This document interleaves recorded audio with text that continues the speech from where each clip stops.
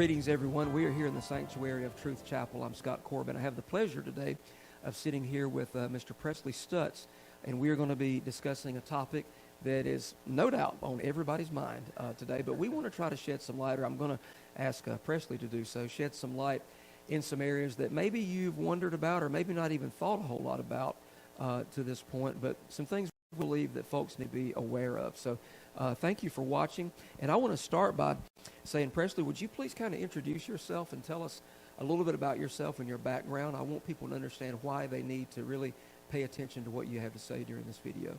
Well, Scott, I'm a student of the Word, and I'm a student of history, and I'm also a student of current events. And I'm a retired Navy chaplain. Yes, sir. I spent 30 years in the Navy, 22 of those 30 years attached to the Marine Corps. Okay. The United States Marine Corps, Uncle Sam's misfit children. And so, I've seen a lot, I've counseled a lot of people, I've talked to a lot of people over the years.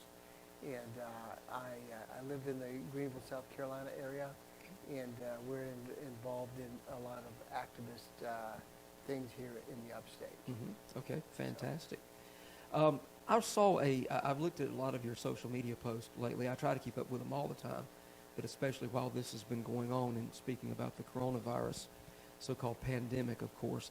One of the quotes that I saw you share the other day on Facebook, someone had written, what I fear the most, more than health problems, I fear, they said, losing my personal freedoms and living in a country that no longer abides by the Constitution and the Bill of Rights. I thought that might be a good kind of launching off point to start our discussion today, where we're talking, right, I think, really more about a virus that's going around. We're not denying that. We know that it's real. But maybe start off, if you would, with this quote in mind that you shared. Yes, Scott. I mean, yes, it is a real virus, and people really are dying.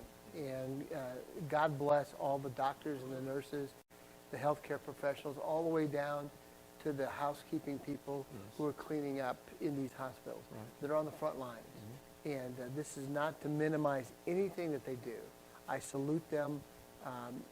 They're our heroes of the hour, mm-hmm, for what they're doing. But at the same time, if you watch the news and you watch some of these press conferences, it seems as if our country is being led by a bunch of what I call technocrats. Mm-hmm. And these are doctors, probably well-meaning doctors, but unfortunately, in my view, they're very myopic. They're looking at just this virus. And even today, I mean, I've been looking at some research today. 2 or 3 weeks ago, they said, 2 million people are going to die from this virus. Mm-hmm. And then last week, they revised it down to 200,000. Mm-hmm. And now, as of last night, it was down below 80,000. And my guess is, we're at about 11 or 12,000 deaths today. And any death is a tragedy. Sure.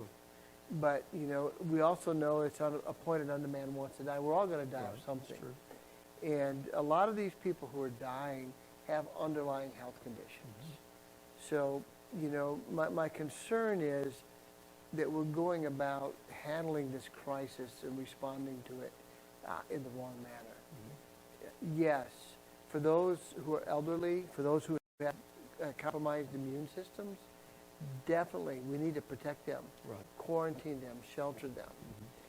Mm-hmm.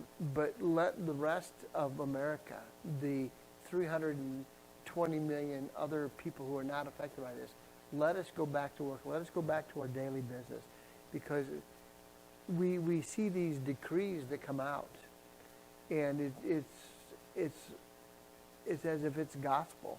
Mm-hmm. And I've watched people react. A lot of people are reacting in fear. They sure are. Yes. Now, God has not given us the spirit of, right, fear, correct? That's right. But we have a sound mind, yes, sir, that He's given us. And so I think it requires us to use some rational thought here. Mm-hmm. And I think we need to just, and I know I'm not, I've kind of digressed already. No, that's great. From your question. What was your question again? Well, the post about I fear more than health problems, I fear, yes, losing my personal freedsms in a country, yes, that's not going by the Bill of Rights and, yes, the Constitution. Yeah, I mean, and we have lost our freedoms. Mm-hmm. And it's just happened just like that overnight.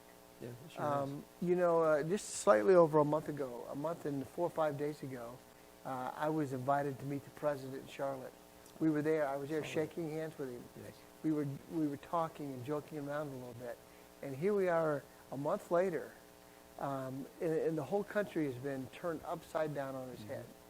And so, you know, the president is right. We're in a war, and we're in a war on many fronts. We are fighting this invisible enemy called this virus. It's a real thing, but we're also fighting a propaganda war. We're fighting, you know, an economic battle from the Chinese. I can get into that if you want. But we're also fighting, and what I think we as Christians really need to understand is, this is a spiritual war. It's a battle. It's of epic proportions. Yes. We war not against flesh and blood, Yes, sir. but against powers and principalities of darkness. And we have a shield. We have a defender, and that's Jesus Christ. And we have to look to him for our strength and for our wisdom and for our protection. Amen. The president, I'm a great supporter of President Trump. I am too. Sometimes I think that might even got me in some trouble with other Christians, but that's okay because right's right. But what about what he's done as far as things in the country shutting down? Do you think does he feel like? Do you think he feels like that's totally necessary to the degree that it is? I know he's left a lot in the hands of the governors and mayors and so forth. Has he been put in a position where he knows if he doesn't do some of this, you think that he's going to be looked at like this? I mean, he's already hated. They're going to look at him like he's this terrible person, and they're accusing him of this anyway. Well, he's responsible for all these people dying because he didn't do something soon enough. And it was the Democrats. It was Bill de Blasio and Nancy Pelosi that were saying, come on and eat dinner down in Chinatown and don't worry about this. That was just a few weeks ago that they were saying. But what's your take on that? Yeah, well, you know, the president has been painted into a corner. And I know we're on a Christian broadcast here, but I'm going to say it anyway. He's damned if he does, damned if he doesn't. Because any action that the president takes, the enemy, the Democrats, and they really are a domestic enemy as far as I'm concerned. Okay, you know, we have foreign enemies, we have domestic enemies. And they have proven themselves that they will do whatever is necessary to take down this president. Because President Trump loves America. MAGA, make America great again. Put America first. And because we, as Ronald Reagan said, you know, we are that beacon of light on the hill. We're the last bastion of freedom that the world has ever known. I mean, if America falls, where do people who are oppressed around the world, where do they have to go? There is nowhere else for them to go. We are the last standing bastion of freedom. Right. And that's why this battle, this propaganda battle, I see is so important. So I love President Trump, but I wish he would listen to his economic advisors and listen to some other people rather than just the medical people. And I'm not trying to denigrate any medical professional. I see them, I hear from them. I've got a number of friends who are doctors and nurses that are on the front lines. I know what they go through. Right. But at the same time, I think that we've got to stand up to the propaganda of this virus because they are taking it and politicizing it. You know, Rahm Emanuel said, never let a crisis go to waste. Yes, he did. And that's what they're doing is making sure it doesn't go to waste. And Joseph Goebbels, who is Hitler's propaganda minister, he said, if you tell a lie big enough and long enough and loud enough, people will begin to believe it. And so that's what is happening. Right. Do you feel like I know he's made the statement several times, and I'm so glad to hear it. We got to get America back to work. Yes. So do you think that's really what he wants to do and is moving in that direction and waiting on the right time? Yes. Okay. Yes. What do you feel like that time frame might be? You know, I don't have a crystal ball. I would hope that we by the end of this month, the end of April.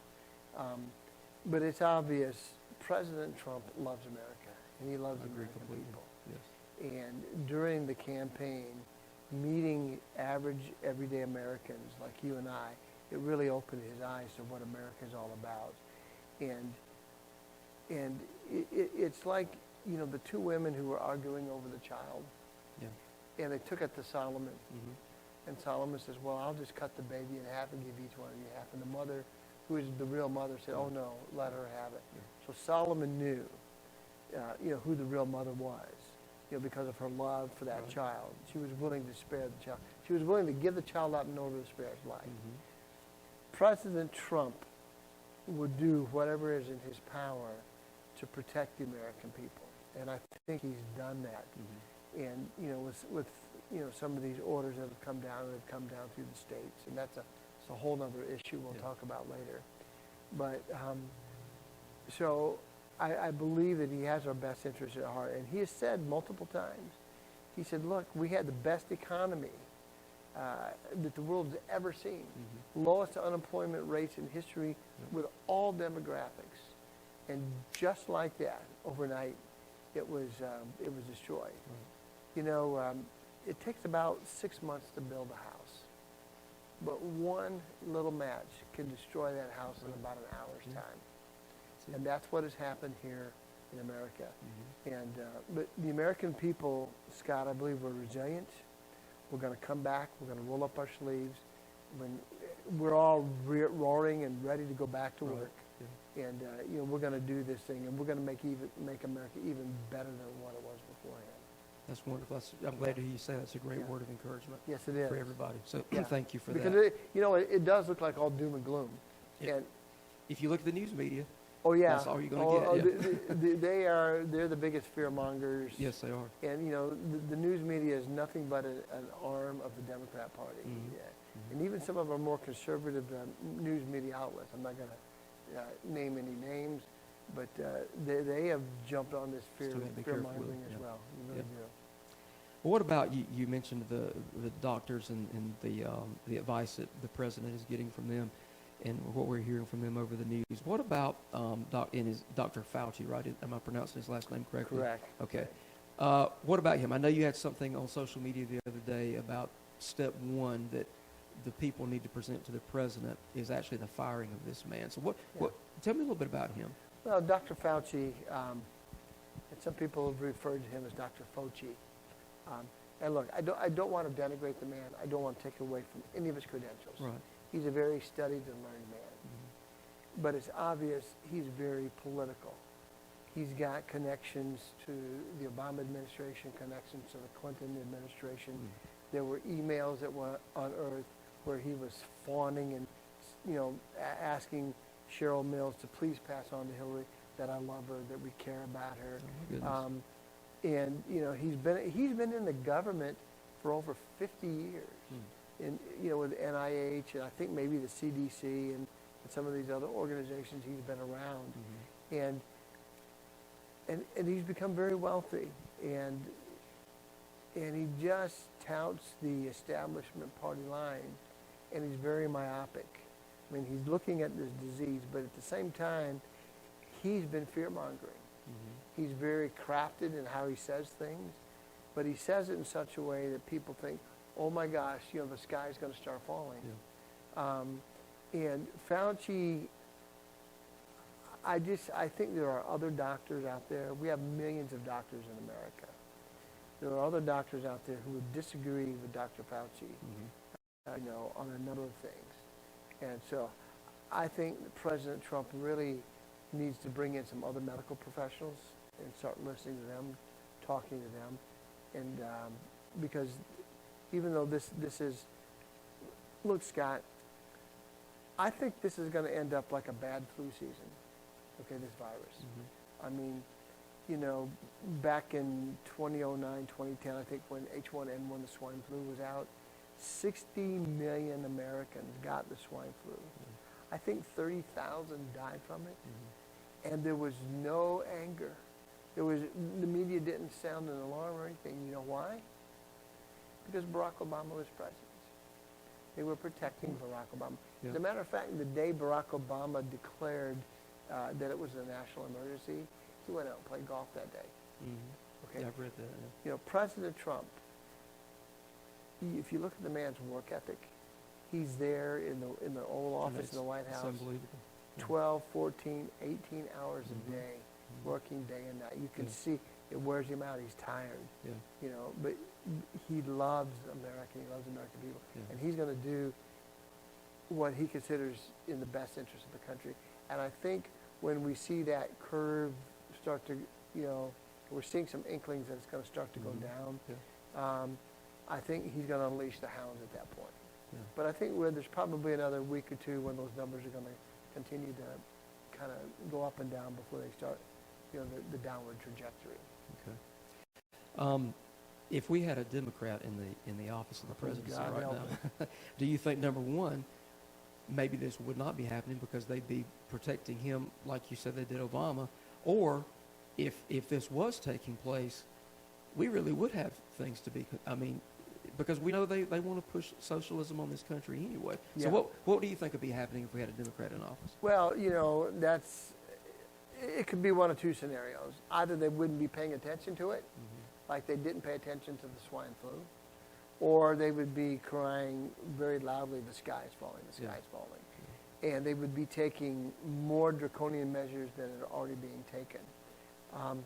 You know, Scott, it's been my experience watching politicians. I've been around politicians almost all my life. That they're in. It's the power that they have, the control. Yeah. It's almost as if it's an aphrodisiac for their egos. Okay, and I can understand. You know, for example, the governor, you know, declaring his order. It was over 15 days ago. And then just yesterday he came out with a stay-at-home, stay-at-work order. Right. Well, we're working here, right? And I'm 6 feet away from That's what I'm calling it. That's This is right. work. It's my job. But, you know, I don't live in fear. You know, Yeah, I work very prudently. I'm not going to get up and start licking doorknobs Right. everywhere I go. Sure. But at the same time, I'm not going to walk around in fear. Right. But, so, and there are even questions being asked today. Is the governor really within his constitutional rights to continue this shutdown without the state legislature getting involved? And tomorrow, the House and I believe the Senate are going back into session. I know at least the House is. I've been in touch with some House reps and my House rep. But they're gonna do their social distancing, and they're gonna, but it's gonna be a very short session, and I don't think the leadership is not going to allow some concerned legislators to bring up some of the, what I call the draconian nonsense of what's happening, you know, forcing people, you know, I mean, we've lost our constitutional rights. Yes, we have. Yes, we So, have. and honestly, I fear my loss of liberty more than I fear death, okay? You know, Patrick Henry said, give me liberty or give me death. Right. And, you know, it's appointed unto man once to die. I know I'm going to die, and when it's my time to go, I'm not going to do anything stupid, but when it's my time to go, I'm going to go. And I'm in God's hands, and I know that.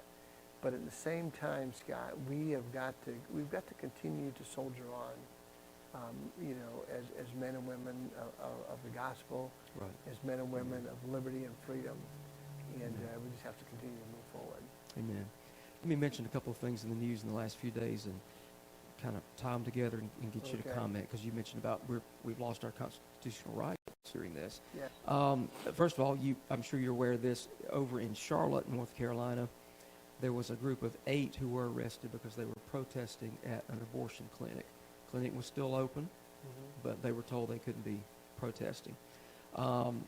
There was an article recently by the Franklin County Sheriff in Maine, and he said, in spite of what I believe was the governor there had to say, he said, we will not turn this county into a police state. He was taking a stand.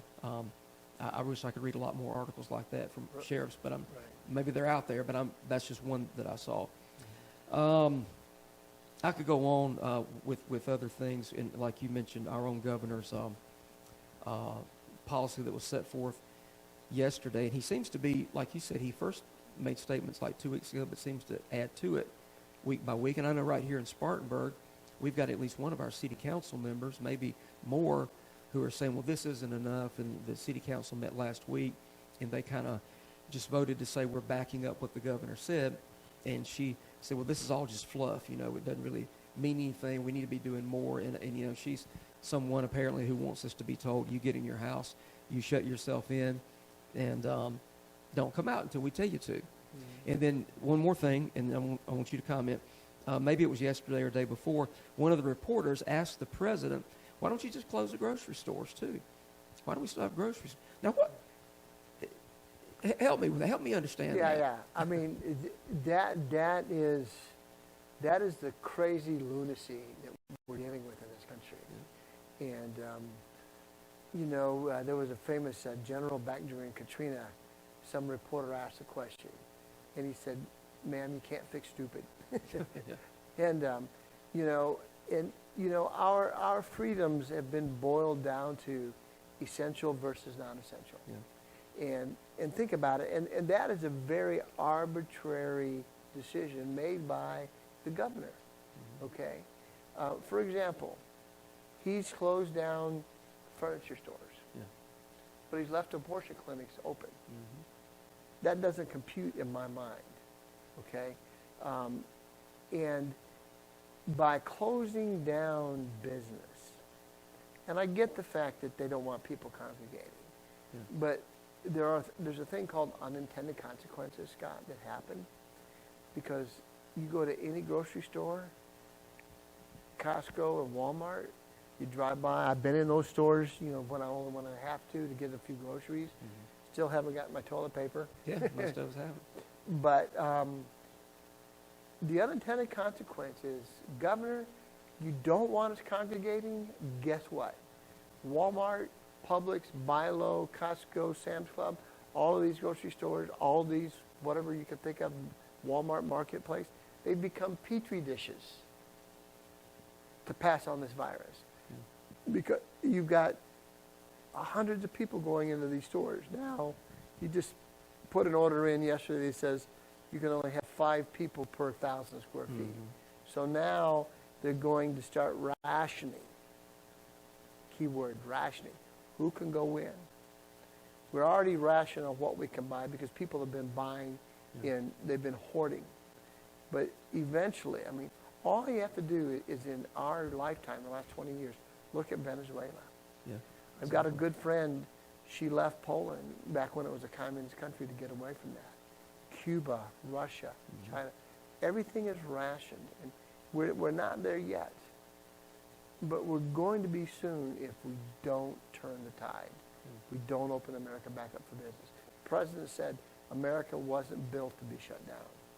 We're a great economic engine. Mm-hmm. We're an engine of ingenuity and creativity and freedom, and capitalism works, and and socialism kills and destroys and it steals, and all of these orders, they border on dictatorial. Definitely, they're very socialistic, mm-hmm. but they are dictates from the governor. So I would say they're dictatorial, and I wish the governor would have come out and said, "Hey, we're going to do this for a date certain," but we don't even have a date certain now. Right. Yeah. That's the very concerning part. Right. Do you think the governor, and not just our governor, but governors across the country that are doing this, are they catering to the so-called progressives, the snowflakes? I would say Democratic governors definitely are. Yeah. But what about in the case of our Republican governor and others like him? Is he doing the same thing? Does he feel like there's so many angry people? And I read them on social media. You need to shut everything down. And I'm like, these people, it's like the reporter. They're so foolish and short-sighted. I think they'd be happy if he did shut down Walmart for a while. But then what about when they run out of groceries? Have they thought that far ahead? I mean, what's the reasoning behind all this from a governor's point of view, do you think? People very easily succumb to peer pressure.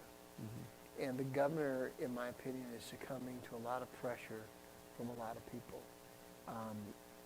People who are not necessarily freedom, liberty-loving people. Yeah.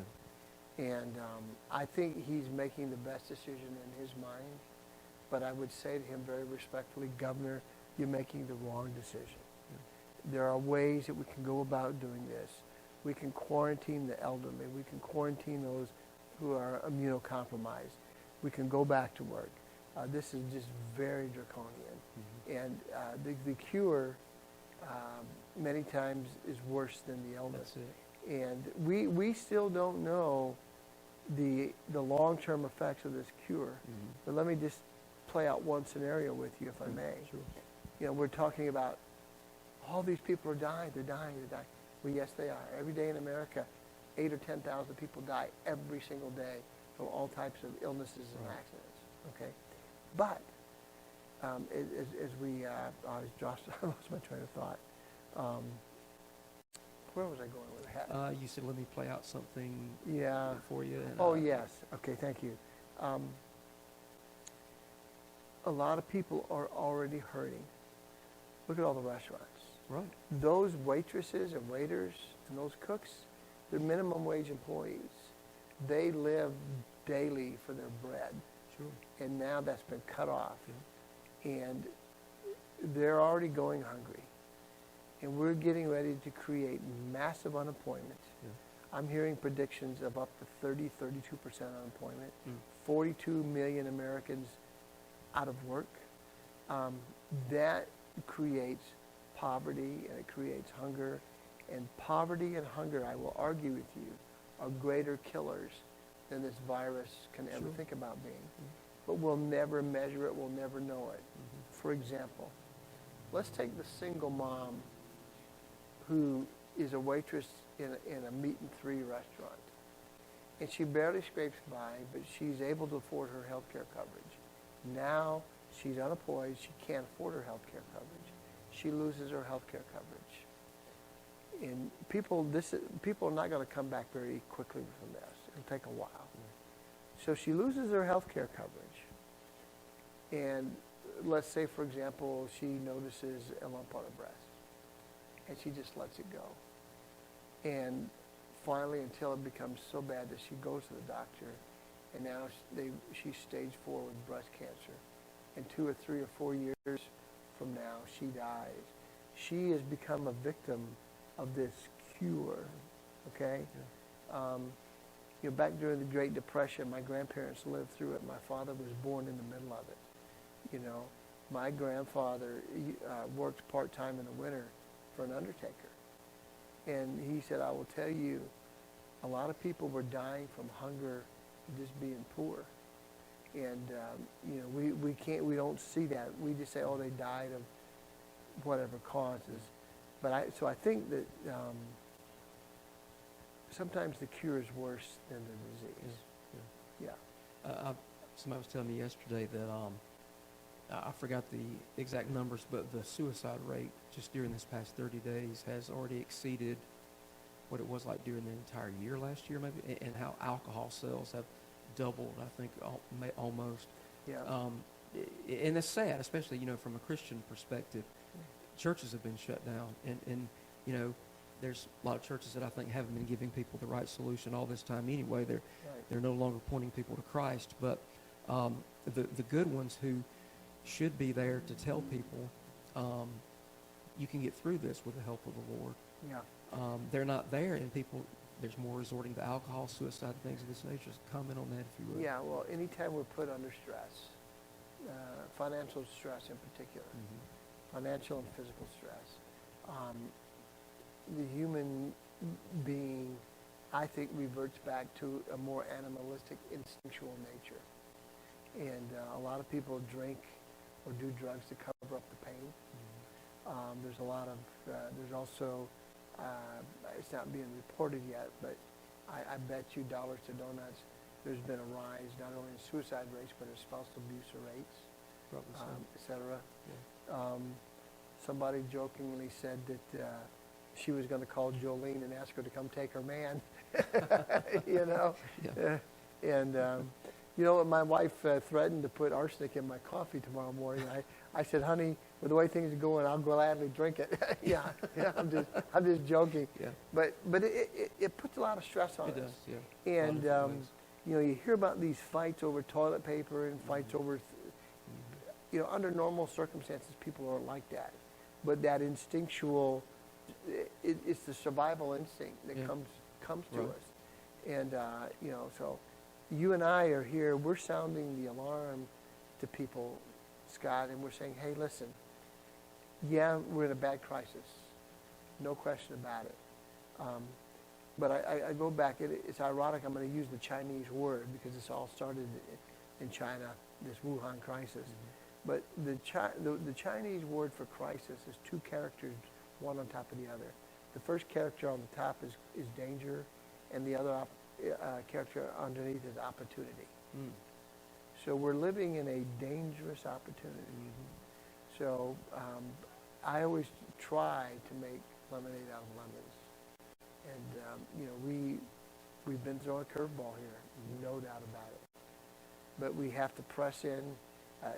The other thing is that's encouraging to me, Scott, is, and I don't know about you, I find myself on my knees a little more than I used to be. It's just human nature. Right. And the people are coming back to God. They're reading the scriptures.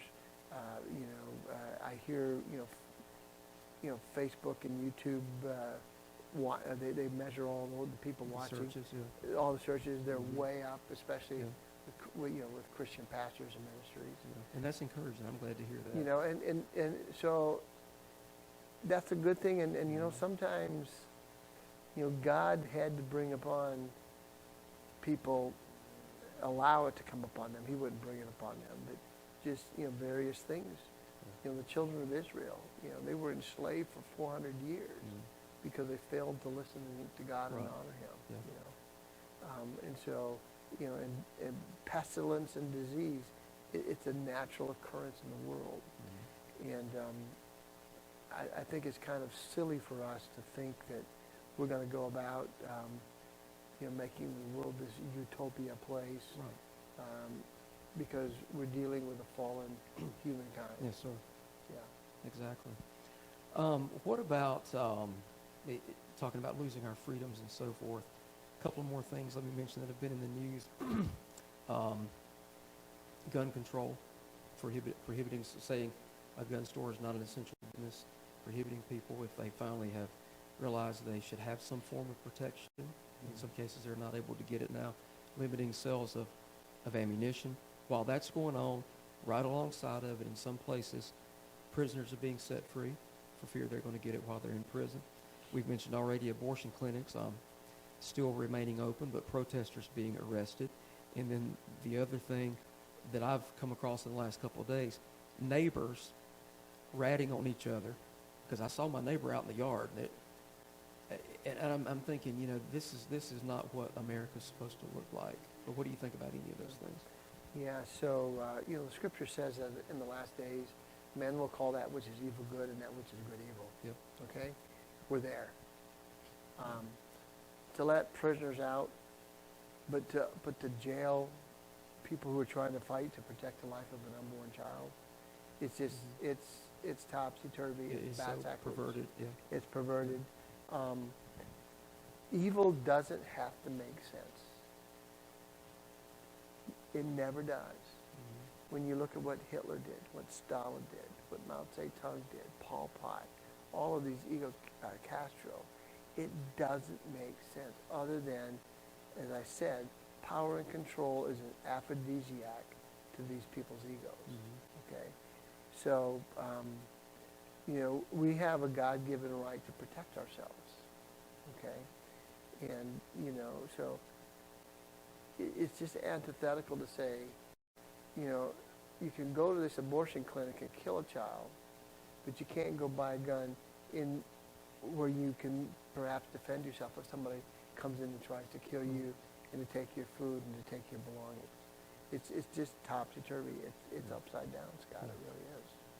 Talking about somebody coming in and trying to take your belongings, another thing about somebody coming in is I saw where Tucker Carlson had, he showed a clip of, I think it was a guy with the World Health Organization saying that now it's appearing that the problem with the spread of the virus is more among family members in a home. So we might have to go in there and take some people out, put them in isolation. That's just evil. It's egregious. It has no respect for the individual rights of any human being or any family members. And it's wrong on so many levels. And it's all about the ratcheting up of the control over humans. And my concern is that if enough of us don't stand up and say enough, it's kind of like what was the old movie, Network, where the guy opened the window and he screamed, "I'm mad as hell, I'm not going to take it anymore," you know? And excuse but I'm just quoting the guy. Yeah. But we've got to say, there's enough of this craziness. Yeah. Let's bring some sanity back to the conversation. Right. Do you see this as whether it's just, pardon me, from the enemy, from Satan himself, or other operatives, his puppets on this earth, or whoever? Do you see this as at least a trial run at what might be a possible scenario that would bring about the new world order that's prophesied in the Bible? I mean, because it feels like, I feel like there's still work the Lord wants to do, before he takes us out of here. You're talking about people coming to the Lord and reading the scriptures and praying, and that's what we want to see happen. If something terrible like this has to take place, we'd love to see that at least be a result of it. But what do you think about that? Is this, I made this statement Sunday. I've made it many times, but I repeated it when I preached Sunday morning. I believe with the rise of Barack Obama on the world scene, some people mistakenly said, well, maybe he's the Antichrist. But I think what it showed us is how the Antichrist can arise out of seemingly nowhere and arise to being the most popular person in the world. And so is this maybe a dress rehearsal for a scenario like that the Bible tells us will take place one day? I don't think it's a dress rehearsal. I think it's part of it. It's a progress. It's a process that happens. And just in our lifetimes, well, one, just look at all the laws that have been put on the books in the last 50, 60 years. Look what happened to our rights and freedoms after 9/11. Yeah. You can't get on a plane without having it stripped down, to your bare feet almost anymore. Yeah. You're strip searched. You think life changed after 9/11? Brother, you haven't seen anything yet. And they're in the back rooms right now working on ways to put these laws and restrictions in place, to control us. Okay? Yeah. And I foresee this. No man knows the day nor the hour when the Lord's coming. Right. But, we weren't Jewish at the time, during World War II, but the Jewish people were praying, God, are you coming again? Where's the Messiah? And so we're all asking that question. I think we've asked that question throughout history. Sure. But I think we're at a point in this world with instant telecommunication, with instant control, a digital control, a number of things. It's not a dress rehearsal. The stage is progressively being set. And it's like the proverbial frog in a pan. You put him in a pan at room temperature and just turn it up a half a degree at a time, and he'll sit there and he'll boil to death. And that's my concern. I'm sitting here trying to jump out. I'm trying to tell everybody else, get out, get out. We're trying to sound the alarm. Right. And they're going to look at us like we're kooks and crazy. But, if I have to be considered a kook and a crazy man, I guess I will be. Yeah, a fool for Christ's sake. There you go. Yes. There you go. Let me bring up another name, and I think this is not shifting gears too much. It goes right along, I believe, with what you've been saying. Bill Gates. Bill Gates. Bill Gates, he wants to reduce the population. He said it. It's part of the Gates Foundation. Bill Gates was raised by two very liberal parents. He's a smart guy. He's been very successful with what he did. And he now has his tens, if not hundreds of billions of dollars. And he can afford to exert a lot of influence and a lot of pressure on a lot of people. Right. And, money talks and BS walks. And he's got the money and he talks. And him and Soros and several others. And I find it ironic that now he's funding, I think, the construction of seven laboratories I just read, where they could start producing this vaccine. And they all want a vaccine, another vaccine, another vaccine. Yeah. And, you know, I think vaccines have their place. You know, I mean, Jonas Salk with the polio vaccine saved millions of people from, you know, all kinds of issues and death and, you know, problems. But, you know, I look back, I think when I was a kid coming up in the 60s, I think there were 5 or 6 vaccines that I was given. Today, by the time a child is 3 or 4 years old, they've had over 70 vaccines put into them. Yeah. And then multiple, and you know, healthcare professionals say, no, they only get 20 or 30. Well, but they put multiple vaccines in the same syringe. Yeah. And don't even get me started on autism. And you know, I'd love to talk about that with you on another occasion, though, because we made a decision early on. We had our first child, maybe the first 2 children, vaccinated to some extent, and my wife got to researching it and reading about it, and we said that's it. Yeah. And I don't expect everybody to make that decision. I respect their right to make what, but I don't want them telling me what to do about vaccinating my children. So maybe that is a subject for another time, but I'm glad to hear you bring You know what that your up. problem is, Scott? I've got a lot of problems. You think too much. You think too much. You're too rational. You have too much. You have too much common sense. Well, if that's a problem, that's one problem I'm glad to have.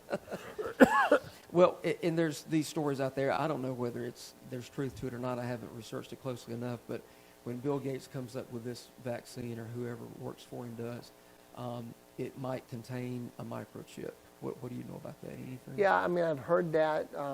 I don't know enough on it to comment on it. But even if it doesn't contain a microchip, I could foresee the day, because right now you have to show your ID or your passport.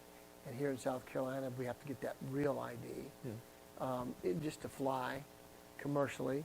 And I can see the point where they're going to say, okay, show me your vaccination papers next. I thought about that with, because I think that's even been said in the last week or so, that people need to, they need to wear a badge or whatever to carry something with them to show that they, not in this case been vaccinated, but that they tested negative for COVID-19. Yeah. So I thought, well, wouldn't a chip be convenient if there needs to be ongoing testing and they just scan you and put the data into you? You know, it's very possible. Mm-hmm. I tell you what I find frightening. I've got a number of friends who work for some large companies, and these companies have issued travel papers to them. And they said, keep this with you in your glove box at all times. If you're ever stopped by a highway patrolman, they want to know where you're going, you present those papers and say, look, I work for an essential business. Here are my travel papers. Whoa. That takes you back to Soviet Union days, back in the 50s and 60s, when you weren't allowed to go from one city to another without your papers. Yeah. Again, all of these things, 1 or 2 things happening here or there, you can say, oh yeah, but it's like a confluence of everything kind of coming together from all these tributaries, flowing into this one big raging stream of control that's being pushed on the American people. I want to ask you a couple more questions and then get down to the end. I want to talk just quickly about the election. I know we're coming near the end of our time. But let me, since you just said that about all these influences coming together to take our freedoms, what does the average person like me, we need to be doing? We need to, if we're a believer, we need to be praying, I know. But on the practical side, the natural side, what does the person need to be doing at this time? Well, you know, you and I, as the men in our family, having a relationship with God in order, and then preparing and planning for our family to provide for them food, shelter, clothing, protection. And those are some very tangible things that we can all start doing right now. And you know, we may have to live on beans and rice for a while. And I hate beans, but if it's going to save if I'm going to save my life on them, I'll eat them. Right. So I think those are some practical things that we can do right now, taking care of our families. And then we are our brother's keeper. And if I have some excess and I can help a widow or another family that's been hit real hard with this economic downturn that we're hitting, you know, we're commanded to go out and help them as well. Right. Right. So, When I get to the question about the election in a moment, remind me, I also want you to speak on if we do get past this, say the end of this month or whatever, things begin to get back to normal. Although I think we would agree that economically that's not going to happen overnight by any Right. stretch of the imagination. But I want to talk in a moment about what people how this should affect their voting and whether they reelect somebody that's already in office, even though they might have been in office years and they might even be a Republican. But you know, what do they do now in light of this? But before we get there, comment if you would briefly on the CDC, the World Health Organization, and the drug hydroxychloroquine. I hope I said that correctly. That I read a lot of great things about, but I feel like there's a push against it. And I wonder, is it because it's cheap? Is it because it's not the big vaccine everybody's waiting on? All those medical things combined, could you kind of give some thoughts on those? yeah, so there's been, and they call it anecdotal evidence, but it's actually real evidence where doctors are giving their patients a combination of the hydroxychloroquine, a Z-Pak, and some zinc. Yeah. And within hours and days, they're getting well. Right. Guess what? That's antithetical to the vaccine narrative that they're all pushing. Mm-hmm. Huh, we don't need a vaccine now, okay? We've already got something in place. So it's almost as if the establishment, the news media, and the WHO, CDC, they're cheering that we have more crisis, because more crisis means more control. Okay, so I mean, from what I've read, and you know, and I listened to Dr. Oz last night on Sean Hannity. I've listened to a number of other doctors saying, yeah, this drug in combination with the other two drugs, it helps. You know, the president has said it, and he's no dummy. Right. Okay, That's right. and he's listening to experts and people, and you know, you know, they've had interviews with people on television, sitting in their hospital bed. I saw one interview where a gentleman, the night before, was in such respiratory stress that he knew he was dying, and he called his family in and you know, spoke his last will and testament to them, and they gave him that drug in the middle of the night. And the next morning, he was sitting up, and he was fine. I read that article. Yeah. I sure did. So, again, the World Health Organization, I forget the gentleman's name that runs it, I forget either. But Sure. he's an Egyptian, and he's an avowed communist, okay? He helped cover for China.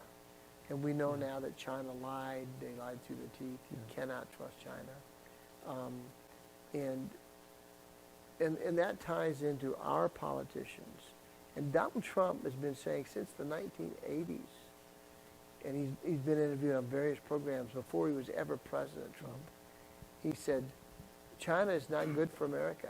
They're stealing us blind. They're stealing all of our intellectual property. They're stealing our military secrets. You know, they go out and they have 1.4 or 6 billion people in that country. So they can afford to use these people and pay them slave wages, and they can produce something, and we can't compete because of our standard of living. And China is not our friend. The communists, look, there's some great Chinese people. Sure. Okay, but I'm talking about the Chinese government, Right. I should say, Right. the Chi-Coms, Yeah. the Chinese communists. Yeah. They are not our friends. Right. And my opinion is, Donald Trump finally, as president, stood up to them. He slapped tariffs on them. He was hurting their economy. They were hurt really, really bad. I can't prove this, but this is my conjecture, that this Wuhan virus was probably it was made in the laboratory. Perhaps they injected it into some dead bats at this wet market over there. Nobody will ever know. But people to the Chinese government are very expendable. There is no, they don't value life. Yeah. They value control. And so this, and they knew everybody was coming in for the Chinese New Year from all over the world, and then they dispersed back to wherever they were living. And now you've got a perfect storm of this virus. So you're saying, my question was going, before you even got into that, I wanted to ask you next. So was this intended on the part of the Chinese government? Well, I have suspicions that it was. You'll never be able to prove in a court of law that it was or wasn't. But I don't trust the Chinese, and it's very scary and very telling that we become addicted to a drug here in America, and it's not crack cocaine. It's called cheap crack goods, goods that are cheap. We all like cheap or inexpensive, and they send billions and billions of dollars into the United States, hundreds of billions every year. But if this is not a wake-up call to, number one, get all of our pharmaceutical manufacturing. When I found out that my aspirin in my cabinet and my pain relievers are made in China, it gives me pause. It gives me concern. Definitely. All right, to kind of bring it back to kind of where we started, I guess, I want to talk about the election we're supposed to have in November, and the fact that the Democrats are saying let's do the mail-in ballots. And I read today that one organization is really promoting that's going to contribute so much to the printing, the postage, and the boxes or whatever that might be around towns to collect those. And that organization is funded by George Soros. What is really the reason for a lot of what we've had happen as a result of the virus? Is it really intended so that Donald Trump is not reelected? Well, yeah, look, they have thrown everything at Donald Trump, from the Russia collusion to impeachment. None of it worked. Now they've got this. These mail-in ballots, they're a recipe for fraud. F-R-A-U-D in capital letters. When you talk about mailing in ballots, you're talking about fraud. There's already a potential for fraud with our current voting system as it is. And they do not want to see Donald Trump remain president another 4 years. And this has hurt him. He's taken a blow. But the thing I know about Donald Trump is this. He's not going to strike you first. But you better be prepared, because when that counterpunch comes back, he's going to knock you on your backside. And I can already tell just some of the way he's been talking and some of the body language I see from him. He's planning to bring this economy back, bring it roaring back. I pray to God that we can. The Democrats are going to fight him. The Democrats don't care if more people die. They don't care if they hold anything up. And I'll just say it. Democrats are an enemy of the state. Yes, they are. They just are. And honestly, a good percentage of our Republicans are too. They just don't know it. They think they're doing the right thing. But they're not. And there are very few liberty-minded, freedom-loving people like you and I. And we have to get the word out. People are being played. Dr. M. Scott Peck, a famous psychiatrist, he passed away in 2005. In 1978, he wrote a book called People of the Lie. Now, it was a book on psychiatry and the lies that people had believed and how it affected their mental health and stability. Well, I posted today, we are people of the lie. We are being fed these lies. And as Goebel says, you tell a lie long enough and loud enough, people will begin to believe it. My prayer is that President Trump will get reelected in November. God help us if Joe Biden gets elected. He doesn't. That's a whole other discussion too. Yeah, that's a whole other discussion. Or any Democrat. And we'll just Right. leave it at that for Yeah. right now. Because if and when, and unfortunately there's probably going to be a when, another Democrat will Mhm. become president, we're in trouble. We think Barack Obama was destructive. Scott, we haven't seen anything yet. Right. I agree. Yeah. This has been a fascinating discussion. I can't Yeah. thank you enough, and I want to give you the opportunity now to add anything that I didn't bring up that you'd like to say about what's going on, just to turn the Wow. light on for some folks. You know, I think I've said, I mean, you had some very good questions. You know, we have the right to remain silent, Yeah. but I don't have the ability. Okay? Praise the Lord. It's the way God is put it in my DNA. I would Yeah. not make a good politician because I'm just going to tell you the truth. Right. And I'm going to tell these politicians the truth. Yeah. And, you know, a lot of times when I tell them the truth, they just look at me with this dumbfounded look on their face. And they won't say anything. They're afraid to say anything. But we need men and women in our city councils, our county councils, our state legislatures, our Congress. They need to stand up. And the people in America have had enough of this. And I don't know what it's going to take, how long it's going to take. But there can be a powder keg. And my prayer is, you know, Joseph was sold into slavery by his brothers. And when Israel was facing famine, they realized it was their cocky little brother Joseph Yeah. that they despised. Mhm. And Joseph said to them, what you meant for evil, God meant for good. We see Satan means all this for evil. I know that God means it for good, and something good is going to come out of this. Mhm. I'm excited just to see what's going to happen, because that way we can say it was nothing but God. Those two words, but God. Mhm. Throughout Scripture, the children of Israel, their backs were against the wall. Right. Story after story, but God. Yes. Yes. I think in 2016, the night of the election, I was fearing, I fear that Hillary Clinton was going to be president. Mhm. But I saw it happening, Yeah. and they weren't. It took them till 2:30 in the morning before they Yeah. were willing to admit it. And I got on my knees in front of the TV and I raised my hands. I said, "Thank you, God, Yeah. but God." That was one of those definite but God situations. Yeah, no I started question. calling all my friends. I couldn't even Yeah. go to sleep till 7 o'clock the next morning. I was so spun up. Yeah. And so, you know, Donald Trump, he's not a perfect man. He's crass, but I'm going to tell you something. He is the man for the hour. I can Amen. see it. Amen. God has done a work in his heart. We can talk about it another time.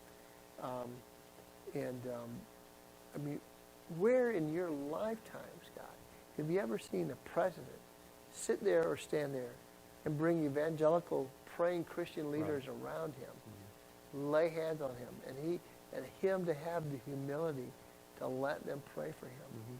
Where have you ever seen that? Never seen that. Never. No. Never. So that tells me that God has done a work in this man's heart.